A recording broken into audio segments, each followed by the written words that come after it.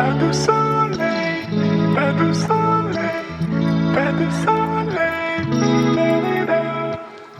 pas de soleil, pas de soleil, pas de soleil.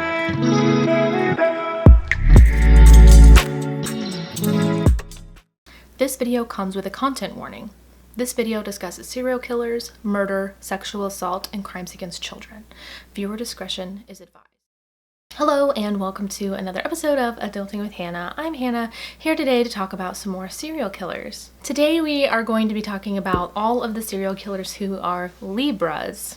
If you haven't watched my other videos in this series, I encourage you to check them out. Also, I have tons of other types of videos on my channel, so please like and subscribe this video to see more of my content. Without further ado, let's talk about some murderers. This is the comprehensive list according to Killer Cloud of all of these serial killers who are in the Libra zodiac. First, we are going to talk about Pedro Lopez. Pedro was born October 8th, 1948 in Colombia. He is actually convicted of 110 murders.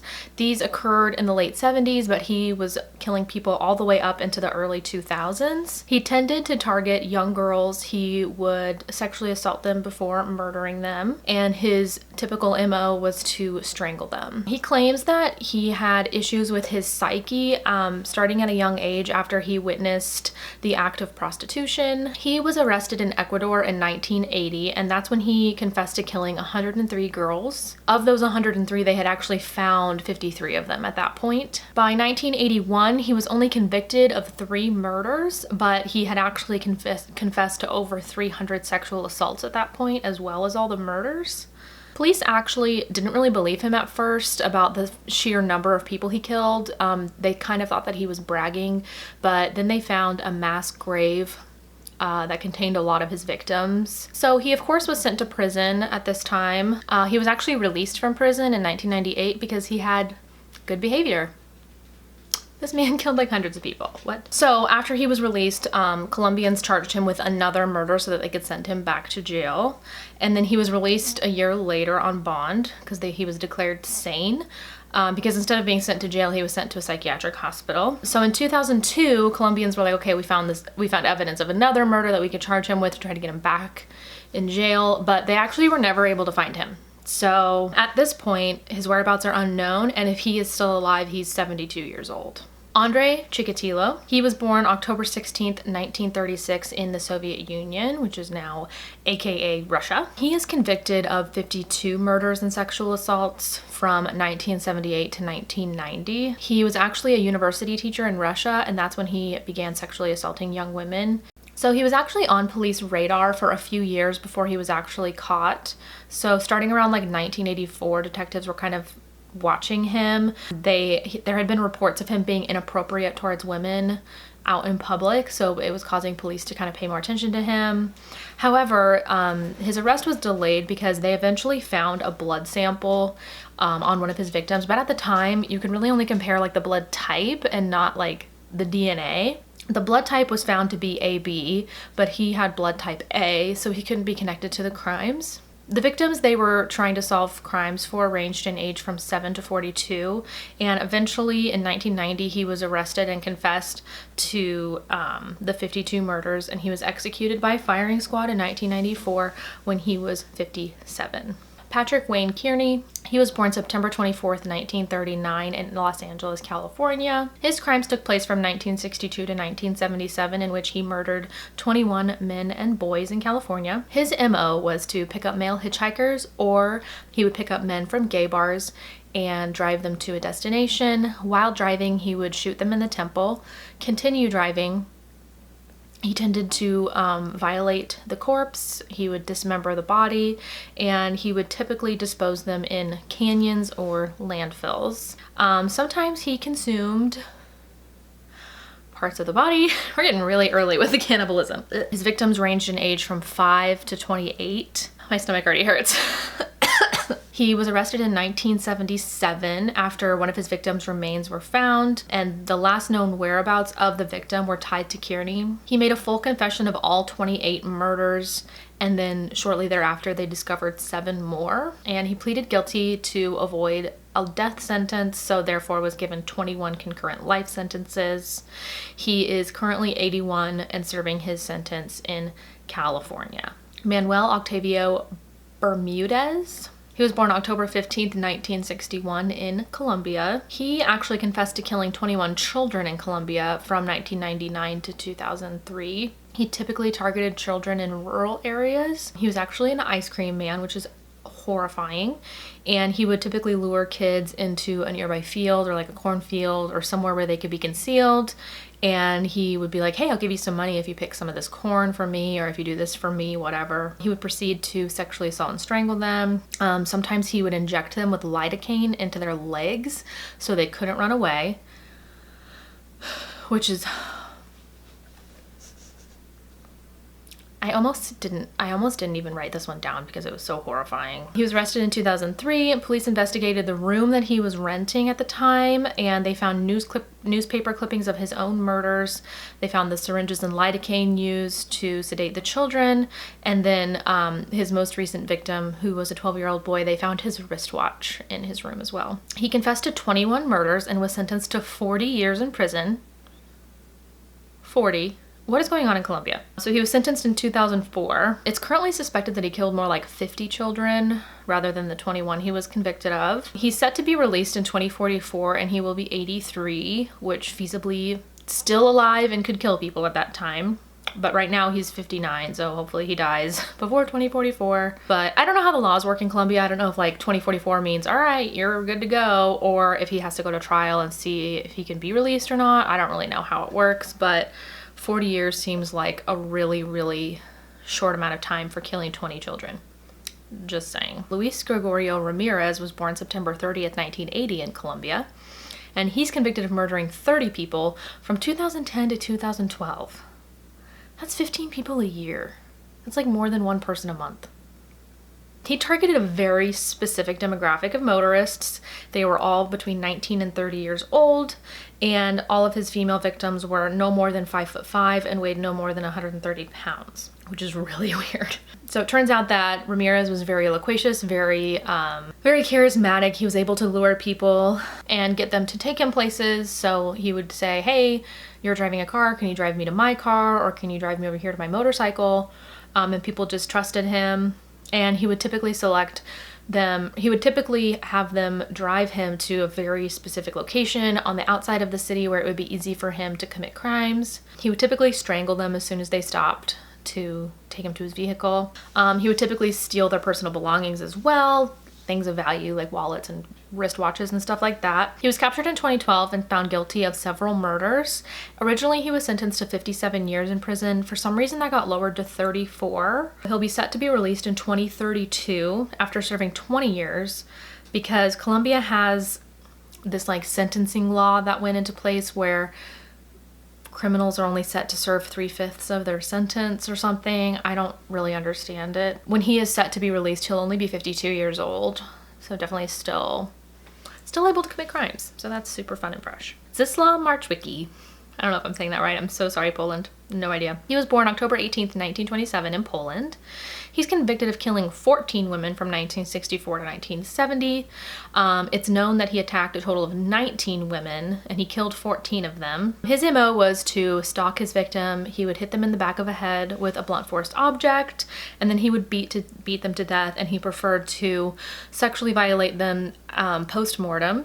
There's no way I can say that makes it like less yucky. He was arrested in 1971, and it was actually his wife that confessed that he had been abusing her and her children, and you know, of course, all these deaths were being reported in the media, and because of his abuse at home, she suspected him of also being the person responsible for the killings around the city. It turns out that Marchwicki's siblings actually helped him with some of his crimes, which is really weird. He was sentenced to death in 1975, and he was hanged in 1977 when he was 45. Since then, it turns out that his guilt is controversial. Like, some people don't think he actually committed the crimes that he was executed for, so that's kind of an interesting thing. I didn't read into it too much, but it was mentioned, so I just find that interesting. Fred West. He was born September 29th, 1931 in Herefordshire, England. Him and his wife, Rosemary, are a serial killer couple. They are atrocious. to say the least. So Fred is convicted of 12 murders from 1967 to 1987, and his wife, Rosemary, was his accomplice. They found sexual gratification in torture and murder of young women, and they would typically bury the dismembered bodies of their victims in their house or sometimes in their garden. Their house after this became known as the House of Horrors, not only because of the murders they committed, but also the insane abuse they inflicted on their own children. Their murder victims ranged from age 8 to 21, and 2 of his victims were actually his own daughters. Fred ended up committing suicide in his cell January 1995 before he could even go to trial, and he was 53 years old. This story is,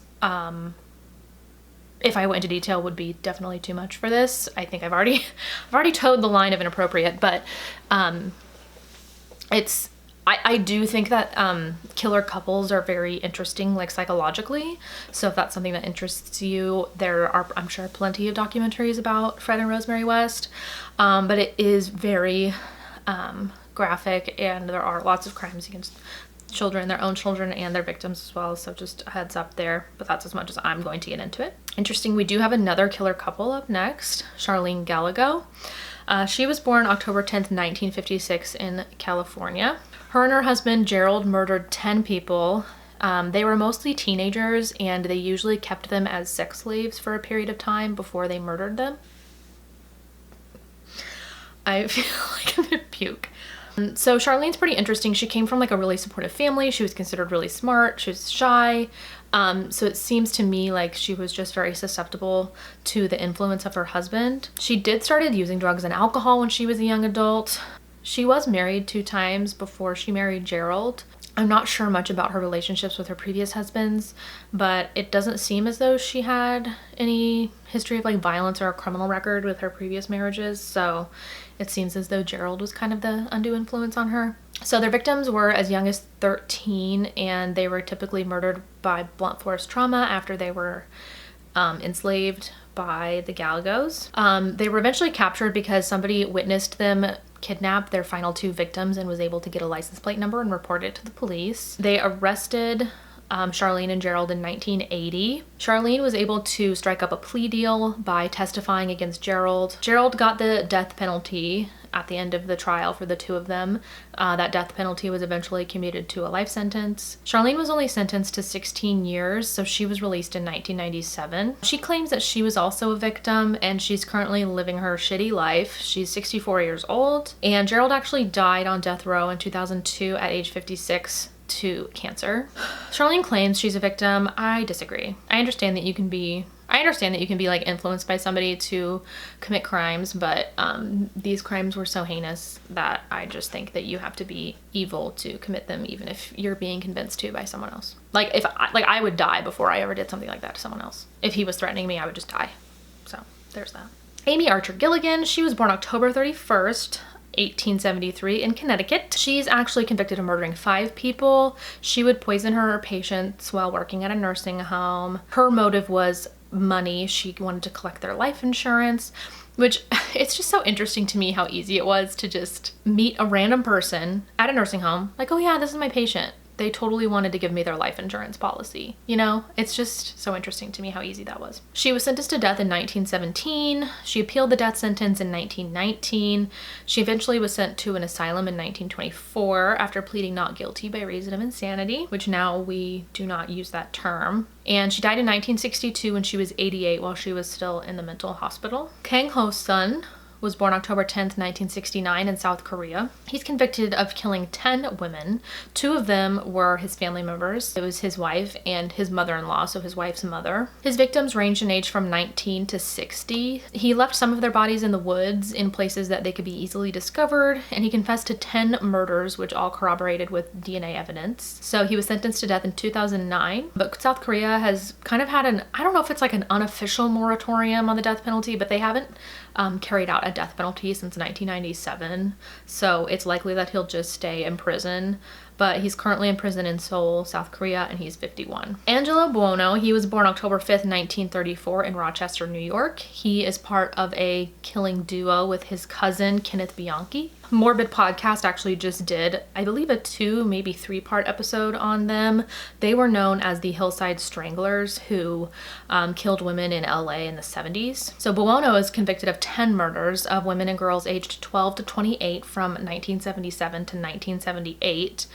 This was a pretty horrific killing spree, and it created a lot of widespread panic at the time in LA. Their MO was just basically capturing these women or luring them into their home to party or whatever. They were very charismatic, and Buono had a decent amount of money, so he was able to convince these young women to join him for whatever, and would murder them after sexually assaulting them. At some point, Bianchi, Buono's cousin, ended up going off to Washington on his own and committed a couple murders, and he was very sloppy about it and left behind a lot of evidence, and then ended up confessing to some of the Hillside Strangler cases, which led them to which led them to Buono. Anyways, that's how he ended up being found out. So Buono's trial actually ended up being the longest trial in American history. It lasted 2 years. He was sentenced to life in prison, but the judge said he would have definitely preferred the death penalty based on the atrocities that they committed. Buono died in 2002 after a heart attack when he was 67. That is actually a very interesting case as far as like the police work, and again, the psychology of like a killing duo is always very interesting to me, because just how these two people with these sick thoughts found each other is insane, and the relatives, which is even crazier. The interesting thing about them being relatives though is that Bianchi was adopted, so they're not like genetically related. It's just weird. So if you want more on that case, then I would listen to the Morbid Podcast, which I pretty much recommend in all of these episodes to go listen to them, because they have a lot of episodes and very good research, better than mine. Gianne Weber was born October 7th, 1874 in France. She's convicted of killing 6 children. 3 of them were her own children, but she's believed to have killed more like 10 kids total. She typically strangled her victims, mostly either family members' kids or her own kids, and she would typically blame it on just like choking or diphtheria. She was eventually convicted of murder when they realized that these deaths were not accidents, and she was found criminally insane in 1908. She eventually died in 1918 after self-strangulation when she was 43, and at that point she had spent 10 years in an asylum. Bobby Joe Long was born October 14th, 1953 in West Virginia. He was actually born with an extra X chromosome, so instead of XY, which is the normal chromosome pairing for men, he had XXY, which would eventually give him some more female characteristics after he went through puberty. Like, for example, he had breasts, which he was made fun of for as a kid. His MO was typically to target sex workers. He would lure them into his car, abduct them, and sexually assault them. And then he would typically murder them and leave them along the highway. All of these women were in their late teens and early 20s. He would also carry out some sexual assaults by answering classified ads in the newspaper and then sexually assaulting them when they met up later. His last victim was actually a 17-year-old girl named Lisa who escaped, and she was able to give police the information they needed to lead to his arrest. So go Lisa. He eventually pleaded guilty in 1985 to 8 homicides and 1 abduction and rape. So that ended up giving him 26 life sentences. Originally, West Virginia was seeking the death penalty for Michelle Sims, and he was found guilty and sentenced to death by lethal injection, which was carried out in 2019 when he was 65. Bruce MacArthur was born October 8th, 1951 in Canada. He's convicted of killing 8 people from 2010 to 2017. In 2002, he started becoming interested in BDSM, and he would join several different BDSM online groups, and he was typically advertising for seeking submissive men to engage in BDSM with. In 2010, in the Toronto area, they started noticing several gay men were going missing, and they were typically men who were of South Asian or Middle Eastern descent. People in town had seen MacArthur around and spending time with younger men who fit this description, so they ended up putting in multiple task forces to monitor and try to figure out what was going on and what was happening to these men, because they were just straight up going missing. After a little bit of police surveillance, once they kind of honed in on MacArthur, he was arrested in 2018, and police actually found hundreds of photographs of his victims post-mortem. He was sentenced to life in prison with the possibility of parole after 25 years in 2019, and he's currently 69. Samuel Diedemann was born October 17th, 1975 in the United States. I couldn't figure out exactly where he was from, but it might be Minnesota. So I don't know. He's actually another serial killing duo. His partner was Dale Hausner, and the two of them typically committed drive-by shootings and arson attacks that took place in Arizona from 2005 to 2006. So again, I don't know if he's from Arizona. He might be from Minnesota based on my research, but I'm not 100% sure. But the crimes did take place in Arizona. They would typically get high on meth and target random pedestrians and just shoot them while they were driving around. Sometimes they would even target animals. Investigators eventually found them guilty of 8 murders and 29 shootings. He was sentenced to life without parole in 2009. He's currently serving his sentence in Arizona, and he's 45. Paul Orgazał was born September 29th, 1912 in Poland. In 1912, however, Poland was called Prussia at the time, but it was considered a part of Germany, so he's technically German. I don't know, it's confusing. But in the area he was born, it is now Poland, but he's considered a German serial killer. I don't know. So he's convicted of killing 8 women during Nazi-occupied Berlin from 1940 to 1941. So he would typically take advantage of the evening blackouts to sexually assault and murder women in Berlin. He was arrested in 1941, and investigators actually had a very interesting tactic, which I don't think would really fly here, but they actually found one of his victims who had survived his attack and confronted him with her. And then also they brought in a tray of skulls that belonged to some of his previous victims in order to elicit a confession, which is super badass, but I do not think that would fly today. He eventually confessed to the crimes. He said that he was killing people because he was an alcoholic, and he also said it was because a Jewish doctor incompetently treated him for gonorrhea. So basically he was just trying to pull the "we all hate Jews" card, which is just BS. He was eventually sentenced to death in 1941, which was carried out 2 days after sentencing, and he was executed by guillotine when he was 28. They are not messing around over there. Here's the skulls. You're convicted 2 days later.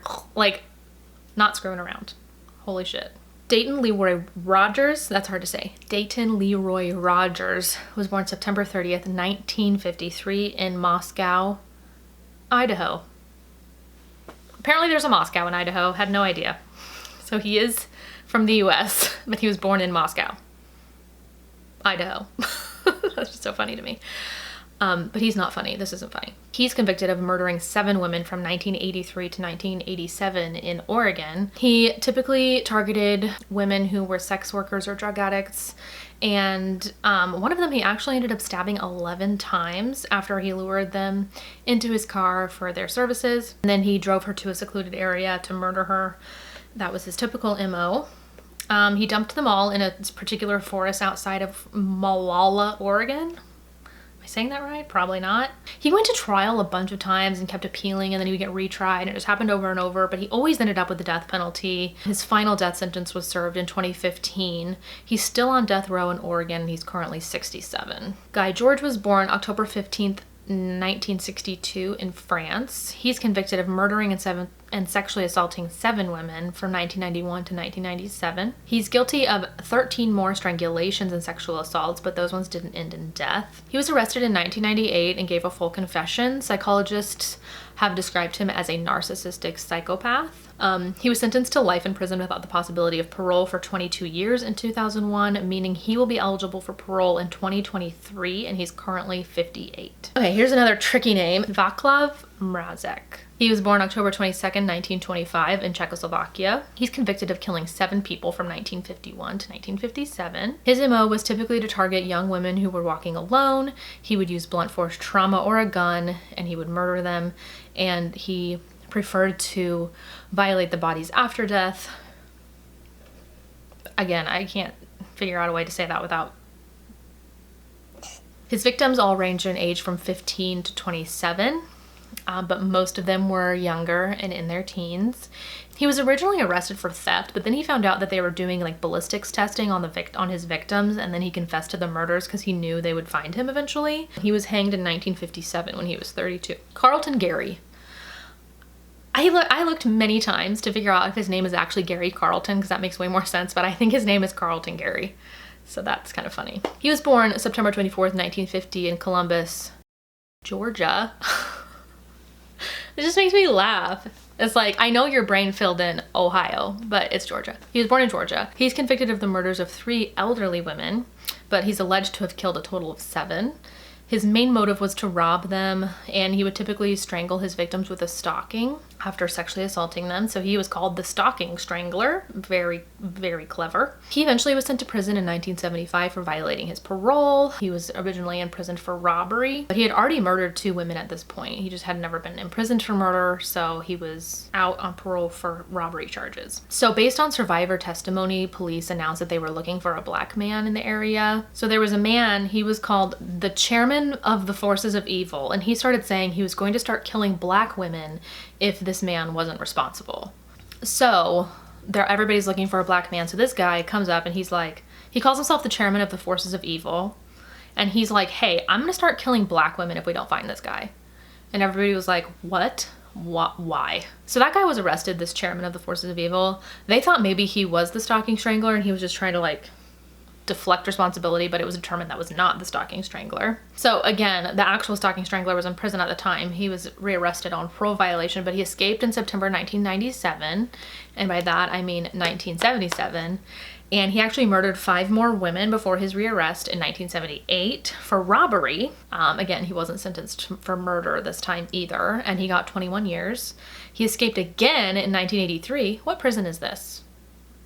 I think you need to change your locks. Everybody's getting out. He was at large for an entire year before he was arrested. So while he was at large from his prison sentence, fingerprint evidence began linking him to the stalking strangler murders. In 1986, he was recaptured and convicted of the three stalking strangler murders, and he was sentenced to death the next day. He was executed by lethal injection at age 67 in 2018. It turns out this final conviction is actually still pretty controversial. There's key evidence that doesn't really point to his guilt. His supposed confession was actually never written down or recorded.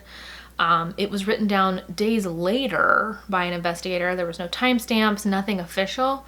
And there were actually bite marks found on the victims that did not belong to Gary. So kind of iffy on that. Juan Diaz de Guerrero. Juan Diaz de Guerrero. I'm trying my best. He was born October 17th, 1821 in Spain. He strangled 5 women and 1 child from 1870 to 1879. His main motivation was sexual. He hired prostitutes. He would use them consensually for their services, but then kill them afterwards. Towards the end of his crime spree, he was beginning to get more and more disorganized. He would go on to attacking, sexually assaulting, and murdering women that he found walking alone. But somehow he was able to live for years committing these crimes without ever being detected. Eventually, witness accounts were able to lead investigators to Guerrero. I don't know, I'm sorry. He was arrested in 1879 and executed in 1881 by garrote at age 59. I have never heard of a garrote being used for execution. That's insane. For those of you that don't know, a garrote is like kind of like a tool you would use to strangle someone. Like the most common one I can picture is like a wire with like 2 wooden handles on either side that you can use to like strangle someone. But like I'm pretty sure the garrote used in execution is kind of more of like a machine sort of thing. So if you think of like a guillotine, except instead of chopping your head off, it strangles you. I don't know. Biata Southard, she was born October 16th, 1892 in Missouri. I don't actually say it like that. She is a serial killer who is suspected to have killed 4 husbands, 1 brother-in-law, and her daughter. And she would use arsenic that she got from flypaper, which I didn't know they used arsenic in flypaper, but apparently they did. Her main motive was to collect insurance money. So from 1912 to 1932, she had a total of 7 marriages. 3 of whom she's assumed to have just divorced and moved on, but 4 of them she's suspected of murdering. Each of her murders had insurance payouts ranging from $10,000 to $500. A relative of Southard's first husband happened to be a chemist, and he was the one that started investigating these deaths that were associated with Lyda because they were all very suspicious. So him and another chemist teamed up with a physician, and they were out to prove that 2 of her ex-husbands had actually been poisoned with arsenic. So they started exhuming the bodies. They exhumed the bodies of 3 other husbands, the brother-in-law and the daughter. Her daughter was only 4 years old when she died. She was arrested in 1921 and sentenced to 10 years in prison for second-degree murder. She eventually escaped from prison in 1931, was rearrested in 1932, and somehow from 1931 to 1932, when she had escaped from prison, she had managed to marry another man. What? However, after her rearrest in 1932, she was released on probation in 1941, and she died 10 years later of a heart attack at age 65. Efren Saldivar, he was born September 30th, 1969 in Brownsville, Texas. He was actually a respiratory therapist at Adventist Health in Glendale, and that's where he would typically murder his patients. He would work the night shift. There was fewer staff members on duty to witness his crimes. He was eventually convicted of killing 6 people from 1988 to 1998. He typically chose patients who were either unconscious and or very close to death, and so he was able to be undetected by just doing it in a smart way where it wasn't very obvious that there were more people dying during his shifts. So his employment ended in March of 1998. Shortly after, he confessed to 50 murders, but then shortly after that, recanted his confession. So police went about the process of exhuming some of the bodies of the people who had died while he was on shift, at least those that hadn't been cremated. And they were looking for traces of Pavilon, which actually remains in the body for many months after death. Some of the other drugs he used to cause death, like morphine, those decompose in the body really quickly, so they wouldn't be able to find those in the exhumations. So for that reason, it may never be known exactly how many people he killed. Of the 20 bodies they exhumed, 6 of them were found to have Pavilon in their systems. So at age 32, Saldivar pleaded guilty to the 6 murders in 2002 and was given 7 consecutive life sentences. Based on statistical analysis, investigators believe that he may be responsible for 200 murders during his time at Adventist Health. But we may never have any physical evidence to prove this theory. I don't know how they got statistical evidence saying that, but like I guess it has to do with like the people that died during his shift, plus like how they died. I don't know how they figured that out, but that's a lot. 200. Fred Waterfield, he is another killing duo with his cousin David Allen Gore. I'm gonna go out on a limb and say that so far the Libras have the most killer duos, which I find very interesting from an astrology perspective, because Libras are very like balanced, like one or the other, and so it's like almost they can find somebody that they can balance well with and literally commit crimes with. I don't know, I need to look more into that. That's why I'm gathering this data. If you haven't watched my other videos, I'm collecting data based on these crimes by zodiac sign to kind of see if there's anything we can tie to their astrological sign and the types of crimes that these people commit. So that's something that'll be coming later. I obviously need to collect all the evidence first, but I just find it very interesting that we have a lot of killing duos in the Libra zodiac. So Fred Waterfield and his cousin David Allen Gore are convicted of 6 murders in Florida in the 80s. They were called the Killing Cousins, which is just such a Florida thing, you know? It's just typical.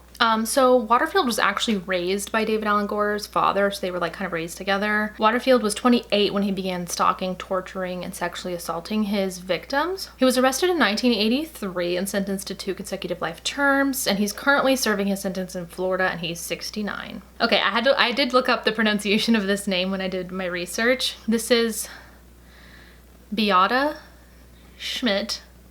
I hope I'm doing that right. I googled it.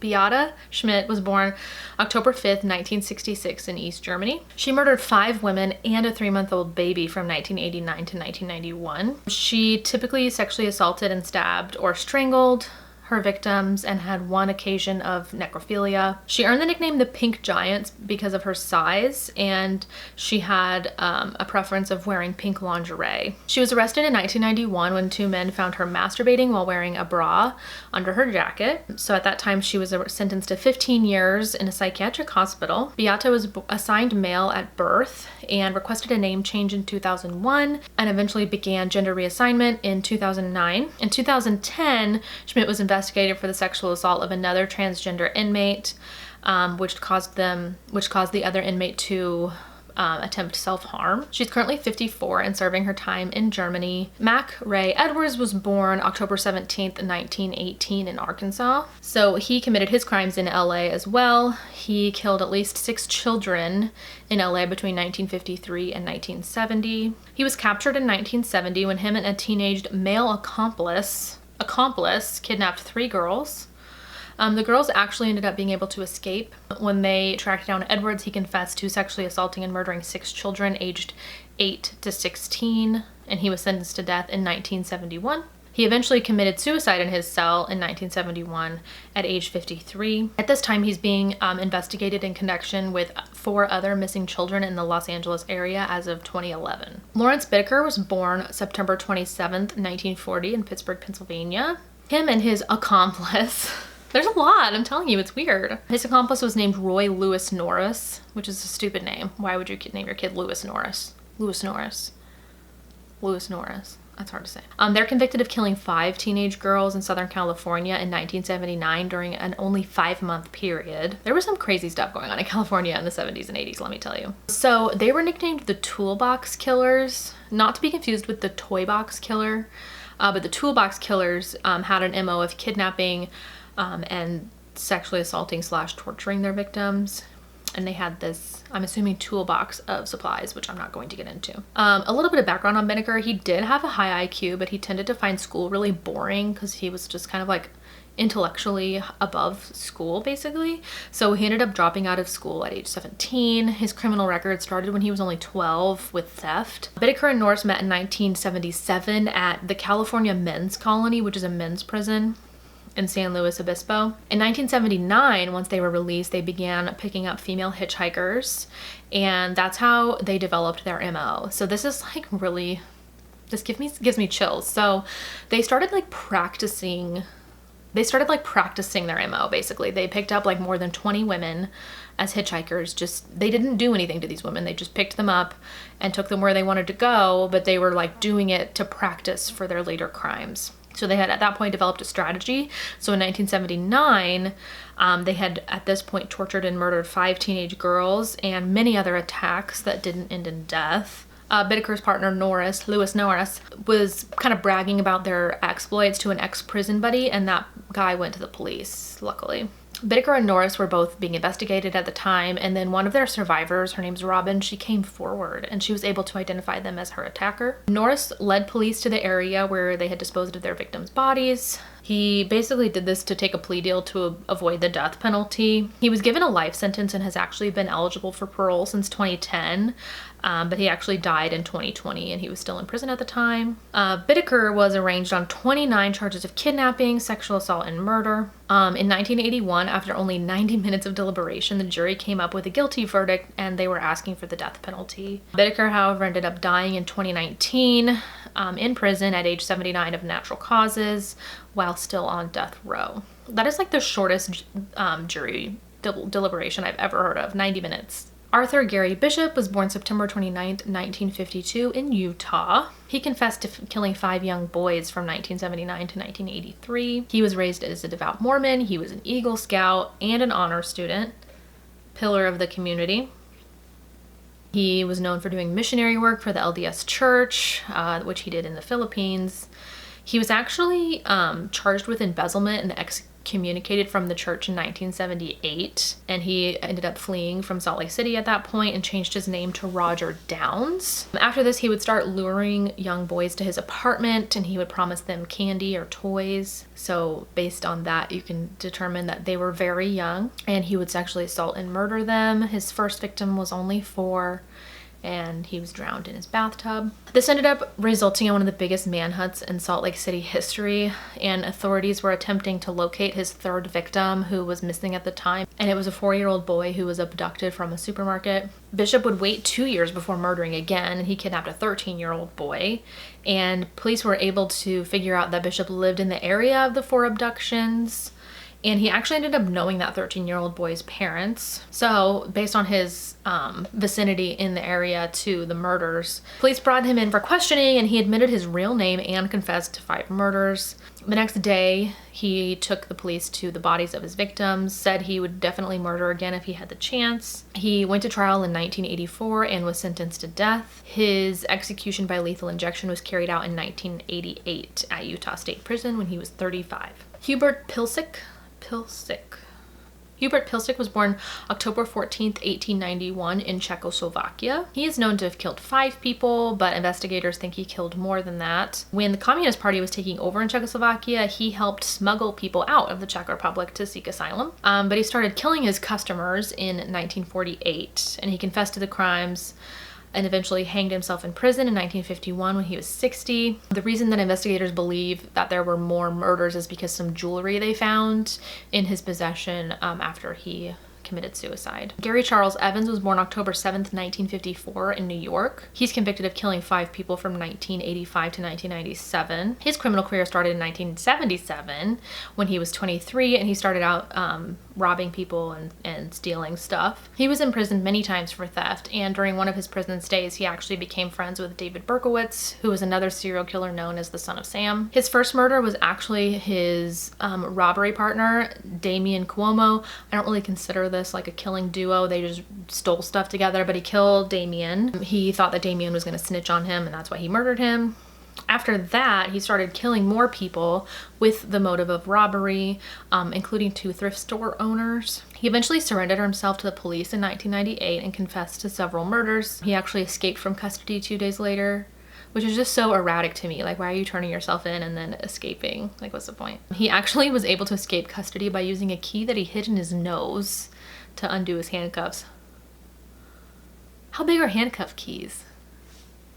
Would that fit in there? I don't know. Maybe he had a bigger nose than I do. After he escaped custody, he jumped into the Hudson River and died on impact when he hit the water. His death was eventually ruled a suicide when he was 43 at the time. Beverly Allett was born October 4th, 1968 in England. She murdered 4 children and attempted to murder 3 other children and caused, quote, grievous bodily harm to 6 more. And that leads to a total of 13 attacks on children, 4 of which led to their death. Her crimes were committed over a period of only 59 days in 1991 at a children's ward in a hospital. 2 of her victims, she gave a large dose of insulin. Another one, she injected air into their veins. Her youngest victim was only 7 weeks old. In 1993, she was given 13 life sentences. She's currently still serving time in the United Kingdom, and she's 52. Leslie Eugene Warren was born October 16th, 1967 in North Carolina. He was physically and psychologically abused by his father, and he dropped out of school when he was only in middle school. When he was in active military duty, he committed his first murder in 1987. He met a woman at a bar named Patsy. He lured her into an abandoned barracks building. He strangled her and dumped her body in a nearby river. He never actually received a conviction for Patsy's murder. His MO was typically to threaten women he found attractive. They were typically aged 20 to 40. He would threaten them with a gun to get them to do what he wanted, but eventually he would strangle them. He received the death sentence in 1993 for the murders of 3 women. Investigators do believe, though, that he is responsible for anywhere from 8 to 10 more than that. He was obviously dishonorably discharged from the military, and after psychological testing was diagnosed with schizoid personality disorder. He's currently on death row and is 54 years old. John Ingvar Lovgren was born October 22nd, 1930 in Sweden. He is known for the sexual assault and murder of 2 women and 2 children, aged 26 and 62 and 4 and 6 for the children.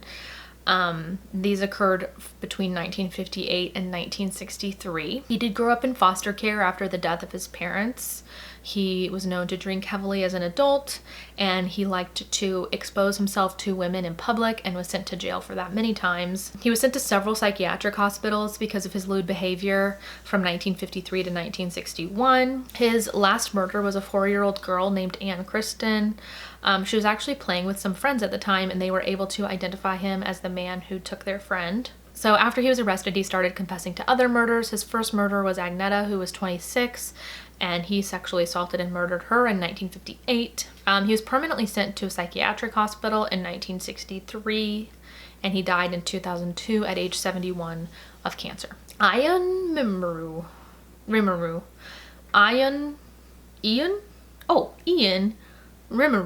He was born October 12th, 1946 in Romania. He killed 4 women and attacked 10 more between 1970 and 1971. And he was causing a lot of terror among Bucharest citizens in Romania. His MO was to attack women with an axe. He would bite their chest and thighs and sexually assault them post-mortem.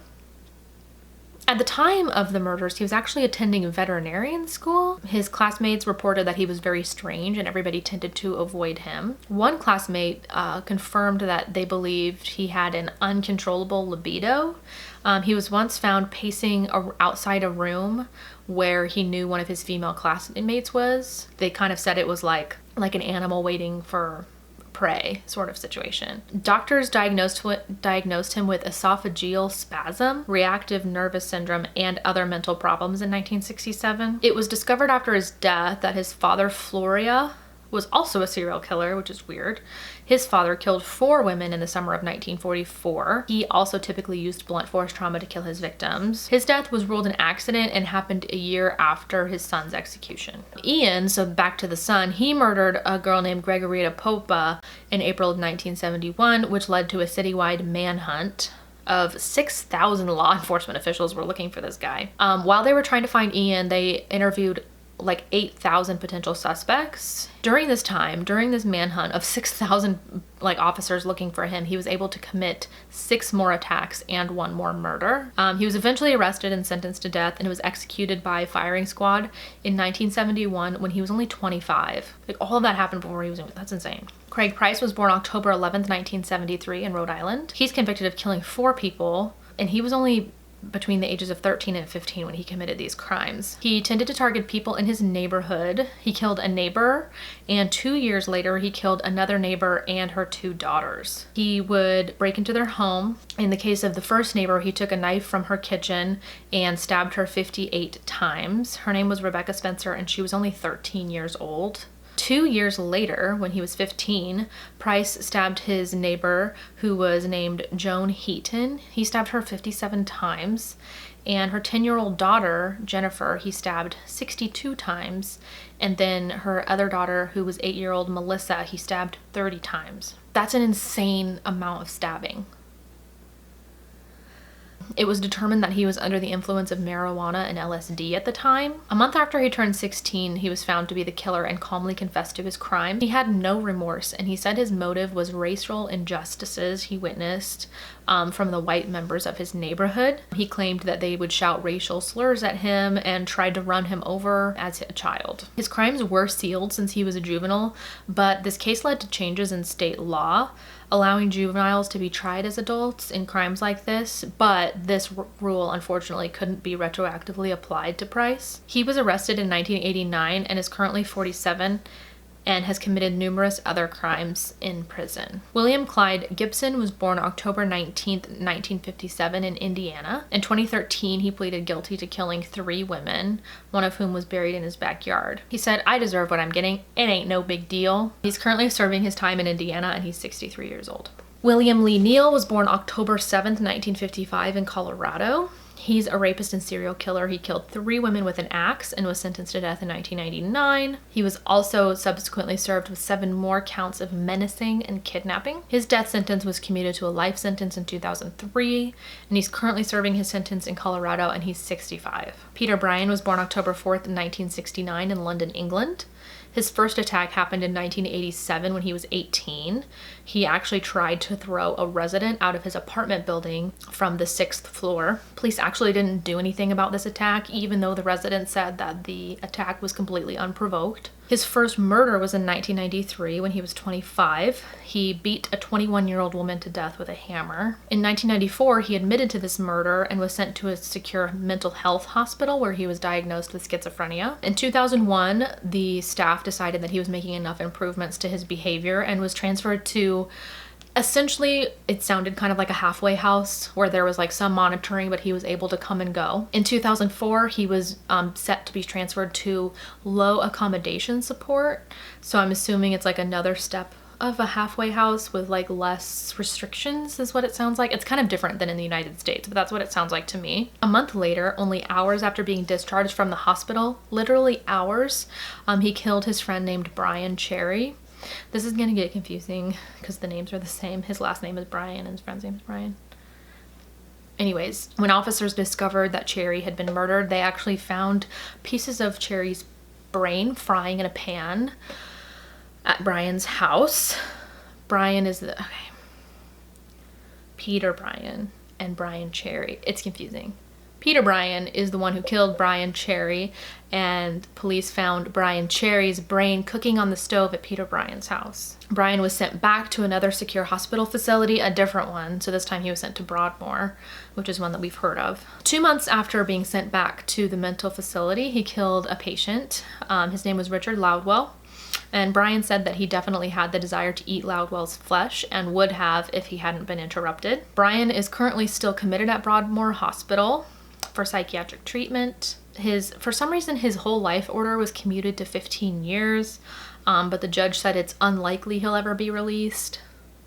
But he could be. But anyways, he's currently 52 and still under secure care at Broadmoor Mental Hospital. Michael Madison was born October 15th, 1977 in Cleveland, Ohio. He committed 3 murders from 2012 to 2013. In 2013, police responded to a call from a foul odor coming from his apartment, and that's where they found a decomposing body. 2 more bodies were found within 100 yards of this first body. One was in a backyard and another one was in a vacant house nearby. These victims were 28-year-old Shatisha Sheely, 38-year-old Angela Deskins, and 18-year-old Sherelda Terry. He was arrested in 2013 and charged with 3 counts of aggravated murder. He waived his right to a preliminary hearing and was sentenced to death in 2016, so he's 43 and currently on death row in Ohio. Patrick McKay was born September 25th, 1952 in Middlesex, England. He's convicted of murdering 3 people in the UK, but eventually confessed to 13. He was abused by his father.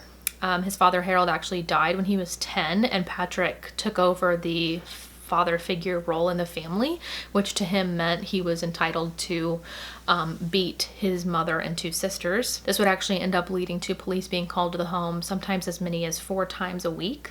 He was known to have extreme anger and tantrums, and he would typically commit acts of arson and animal cruelty.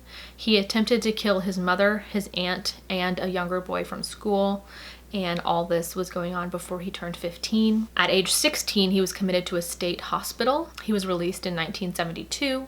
As he entered adulthood, he began a fascination with Nazis and Nazi Germany. His last murder took place in 1975 when he was 22.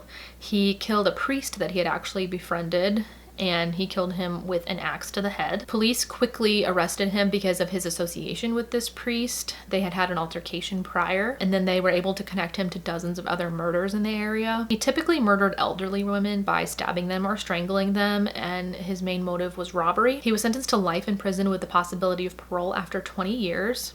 In 2021, it was determined that he was not going to be eligible for parole, and so he's currently 69 and serving his whole life order in the UK. Our last one is Michael Lee Lockhart. He was born September 30th, 1960 in Ohio. In 1997, he was pulled over for driving a Corvette. The cop that pulled him over attempted to arrest him. After police realized that there was no arrest made, they went to the motel where Lockhart was staying, and that's where they found the body of Paul Hulsey Jr., the cop that tried to put him under arrest. A high-speed chase ensued and Lockhart was arrested. Evidence of other crimes were recovered from the Corvette, including the murder of a 16-year-old girl named Kathy Hobbs. Kathy Hobbs actually went missing in 1989. She was featured on the Unsolved Mysteries show in 1989. I believe she went missing a couple years before that. So at the time of his arrest, she had been missing almost a decade. Lockhart was eventually sentenced to death and executed by lethal injection in 1997 when he was 37. Those are all the Libra serial killers. Very interesting. We've got a lot of people from Colombia, aside from the United States, that's a given. Colombia, and then we have a lot of duos, which I find very interesting, especially because of the Libra zodiac sign. So again, I'm very excited to get all this data together and find out if there's any conclusions we can draw from astrology and these crimes. So stay tuned for that. We're working our way through the rest of the zodiac.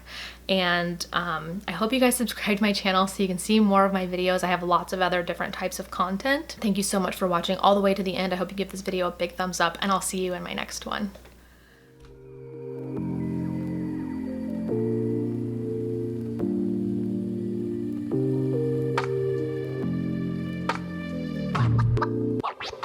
What?